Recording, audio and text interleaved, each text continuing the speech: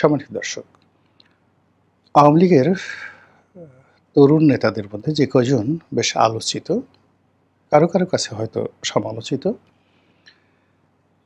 তাদের মধ্যে জনাব রাশেক রহমান ইদানীংকালে বেশ আলোচনার ঝড় তুলেছেন। তিনি আ বিগত নির্বাচনে অর্থাৎ ২০২৪ সালে যে নির্বাচনটি হলো, যেটিকে বলা হয় কি বলবো? ওটা কি আমিডামি নির্বাচন ছিল হয়তো, আমিডামি নির্বাচন। তো সেই আমিডামির নির্বাচনে তিনি একজন প্রার্থী ছিলেন। আর তার বাবা দীর্ঘদিন ওখানে সংসদ সদস্য ছিলেন এবং আওয়ামী লীগের কোষাধ্যক্ষ ছিলেন। একসময় আ সেই সিভিল সার্ভিসের কর্মকর্তা এইচ.এন. আশিকুর রহমান। তার দাদা, আত্মীয়স্বজন এরা মানে ওই উত্তরবঙ্গের খুব এলিট পরিবারের সন্তান। বাংলাদেশের যত বিখ্যাত পরিবার-পরিজন আছে আ সবাই তাদের আত্মীয়স্বজন। আর এইচ.এন. আশিকুর রহমান সাহেব উনি নিজে ব্যবসা-বাণিজ্য করতেন। আমদানি রপ্তানি থেকে শুরু করে যেটা ইন্টারন্যাশনাল ট্রেডিং ব্যবসা বলা হয়, সেই ইন্টারন্যাশনাল ট্রেডিং ব্যবসাতে বাংলাদেশের অন্যতম পুরোধা তিনি ছিলেন। অর্থাৎ অর্থনৈতিকভাবে অত্যন্ত সচ্ছল একটি পরিবার। তাদের সঙ্গে একটা সামাজিক উত্তরবঙ্গের যে একটা সামাজিক সম্পর্ক সে ব্রিটিশ জমানা থেকেই তাদের ছিল। তার দাদা রাজনীতিবিদ ছিলেন, মানে নানা, দাদা, খালু পরিবারের সবাই রাজনীতিবিদ, আমলা-কামলা। ফলে কি হলো, রাশেক রহমান আ যখন তরুণ, তো এই তরুণ হওয়ার ফলে আওয়ামী লীগের মধ্যে যারা মোটামুটি এলিট, আ যারা একটু ধরেন ভালো পোশাক পরে, স্টাইলিশ কথাবার্তা বলে, ভালো গাড়িতে চলে, মার্সিডিজ বেঞ্জ, বিএমডব্লিউ এ ধরনের গাড়িতে চড়ে, এরকম অল্প কয়েকটি পরিবার যেমন ধরেন সেই চট্টগ্রামের আ আখতারুজ্জামান বাবু সাহেবের পরিবার যেটা জাভেদ, ভূমিমন্ত্রী হয়েছিল জাভেদের পরিবার। তারপরে ধরুন এই আন্দালিব রহমান পার্থ, যদিও সে বিএনপির পরিবার মানে আওয়ামী লীগ পরিবারের নয়, কিন্তু আওয়ামী লীগের আত্মীয়স্বজন হওয়ার কারণে, শেখ হেলালের জামাই হওয়ার কারণে তাকে ওই অর্ধেক আওয়ামী লীগ, অর্ধেক বিএনপি, অর্ধেক বিজেপি এরকম মনে করা হয়। তারপরে সালমান এফ রহমান সাহেবের ছেলে শায়ান রহমান।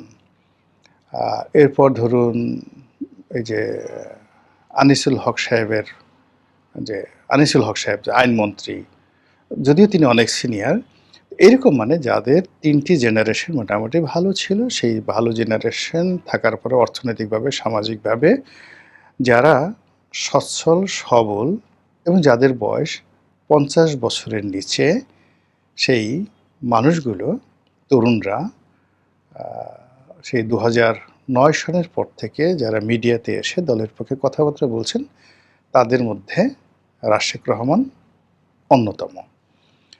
এখন যখন দল ক্ষমতায় ছিল, সঙ্গত কারণে তিনি দলের পক্ষে কথা বলতেন এবং এটা ছাড়া তার কোনো উপায় ছিল না। কিন্তু তিনি পক্ষে যে কথাগুলো বলতেন, সেই কথাগুলো বলতে গিয়ে তার যে অ্যাটিটিউড, বডি ল্যাঙ্গুয়েজ, এটা মানে আওয়ামী লীগের অন্য লোক আছে, তার প্রতিপক্ষ যারা আছে, তারা আসলে পছন্দ করতেন না। এর কারণ হলো আমাদের দেশের তো মানে বেশিরভাগ মানুষ প্রান্তিক জনগোষ্ঠীর, সেখান থেকে উঠে এসে অনেকে নেতা হন। তো তারা যে ধরনের দুর্ভিক্ষ কবলিত থাকে, পোশাকের মধ্যে একটা ছিন্নতা থাকে, মলিনতা থাকে, বিনয়ী থাকে। তো সেটা রাশেক রহমানের মধ্যে ছিল না। সে ব্র্যাগ ব্রাশ করে চলতো, মার্সিডিজ গাড়িতে করে চলতো, ইংরেজিতে কথা বলতো, বাংলাতে কথা বলতো। আর লেখাপড়া, দেশের বাইরে লেখাপড়া করেছে। এর বাইরেও অন্য বইপত্র পড়ে তার কাছে প্রচুর রেফারেন্স ছিল। ফলে তার সঙ্গে যারা কথাবার্তা বলতে আসতো, তিনি হয়তো আ বিনয় দেখিয়ে অনেক জিনিসগুলো আ মানে মেনে নিতে পারতেন। কিন্তু সেটা দেখলে তিনি রিভোল্ট করতেন। তাচ্ছিল্য করে, "এই ঘোড়ার ডিম তুমি কি জানো? এটা জানো।" ফলে এজন্য সে আওয়ামী লীগ জমানাতে আওয়ামী লীগের যারা প্রতিপক্ষ তারা তাকে রীতিমতো বেয়াদব হিসেবে মনে করত যে এটা একটা জাত বেয়াদব। এখন পট পরিবর্তনের পরে রাশেক রহমান আ তিনি দেশের বাইরে আছেন, আমেরিকাতে আছেন। তো আমেরিকাতে থেকে তিনি বক্তব্য দিয়ে যাচ্ছেন এবং সেই বক্তব্যগুলো নির্মম, নিষ্ঠুর এবং আওয়ামী লীগের বেশিরভাগ লোকের জন্য রীতিমতো অবমাননাকর। তিনি বিভিন্ন সামাজিক প্ল্যাটফর্মে যারা সাক্ষাৎকার নিচ্ছেন, তাদের মধ্যে শারমিন চৌধুরী আছেন, একসময় ডিবিসি নিউজে ছিলেন। তো অন্যান্য যারা আছেন এদের সঙ্গে তিনি প্রায়ই টকশোতে অংশগ্রহণ করেন এবং সেখানে প্রায় প্রতিদিনই তিনি একটার পর একটা বোমা ফাটান। তার বক্তব্যের যে মূল বিষয়গুলো, সে বিষয়গুলো হলো যে আওয়ামী লীগের পতন হয়েছে। আওয়ামী লীগের যারা লোকজন যে ন্যারেটিভগুলো তৈরি করেছে যে ম্যাটিকুলার ডিজাইন, চক্রান্ত বা সেই আমেরিকান ডিপ স্টেট থেকে শুরু করে এদের কারণে হয়েছে। আওয়ামী লীগ ছিল একদম সাধ্যা তেঁতুলের বিচি, আওয়ামী লীগের কোনো দোষ ছিল না। রাশেক রহমান মনে করেন যে না, দুটো একসাথে হয়েছে। আওয়ামী লীগের দোষ ছিল, আর সেই দোষের সূত্র ধরেই যে রাজনৈতিক প্রতিপক্ষ তারা সেটাকে মার্কেটিং করেছে। রাশেক রহমান মনে করেন যে যে গণঅভ্যুত্থানটা হয়েছে এটা সত্য, এখানে উভয় পক্ষই অন্যায় করেছে। আওয়ামী লীগের যারা লোকজন ছিলেন তারা মানুষ মেরেছে, পুলিশ মানুষ মেরেছে, আবার হয়তো আওয়ামী লীগের যারা প্রতিপক্ষ তারাও আওয়ামী লীগকে ফাঁসানোর জন্য পুলিশ মেরেছে বা অন্য অনেক কিছু করেছে, থানায় পুড়িয়েছে। এরকম একটা নিউট্রাল কথা তিনি বলতে চান, যেটি আওয়ামী লীগের যারা লোকজন আছেন তারা মনে করছেন যে এই তো ঘরের শত্রু বিভীষণ, এসে একের পর এক কথা বলছে কেন, এই কথা তো আসলে ঠিক না। এবং সাম্প্রতিক সময় তিনি একটা বক্তব্য দিয়েছেন সেই শারমিন চৌধুরীর সেই অনুষ্ঠানে, এবং সেটা রীতিমতো ভাইরাল হয়েছেন। তো সেই ভাইরালের মধ্যে তিনি যেটা বলার চেষ্টা করছেন সেটা হলো আওয়ামী লীগের মধ্যে এই মুহূর্তে যেটি চলছে এটা গাধার দৌড় চলছে। এখানে নেতৃত্ব লাভের জন্য যারা দৌড় দিচ্ছে, all are stupid, just like a donkey. না লেখাপড়া আছে, না যোগ্যতা আছে, না চরিত্র আছে। এরা শুধু গাধার মতো শব্দ করতে পারে আর জোরে হা করতে পারে। এবং আপনারা জানেন যে গাধার যে যৌনাঙ্গ, পুরুষ গাধা হোক নারী গাধা হোক, এমনি ঘোড়ার মতো বেশ বড় সড়ো, কিন্তু আকারে সে ছোট। গাধার যে স্বর পৃথিবীর সবচেয়ে কর্কশ এবং বিশ্রী, যেগুলো শুনলে আপনার মেজাজ গরম হয়ে যায়। গাধা যদি আপনার সামনে দাঁত বের করে হাসে, শব্দ করে, আপনার সেই দিন ঘুম হারাম হয়ে যাবে, আপনি 2 দিন ভাত খেতে পারবেন না। গাধা যদি আপনাকে কোনো কারণে তার বিশেষ অঙ্গটি বের করে দেখিয়ে দেয়, পুরুষরা ওটার আকার আকৃতি দেখলে, আপনি ঘোড়ারটা দেখলে সহ্য করতে পারবেন, কিন্তু গাধার ওটা দেখলে আপনার মেজাজ গরম হয়ে যাবে। গাধা ডাক দেয়, এবার গাধা মাঝে মধ্যে আক্রমণ করে, রাগ হয়ে যায় গাধা, রাগ হয়ে সে কামড় দেয়, গাধা জোরে কামড় দেয়, এবং গাধা সেই কামড় ভয়ঙ্কর ধারণ করে। ফলে স্বয়ং আল্লাহ রাব্বুল আলামিন মানে যখন বিরক্ত হয়ে গেছেন, আল্লাহ কোনো কাউকে, তার কোনো গুনাহগার বান্দাকে তিনি যখন মেনশন করতে চান, উল্লেখ করতে চান, তখন তাকে গাধার সঙ্গে তুলনা করেন যে তার কণ্ঠস্বর গাধার মতো কর্কশ।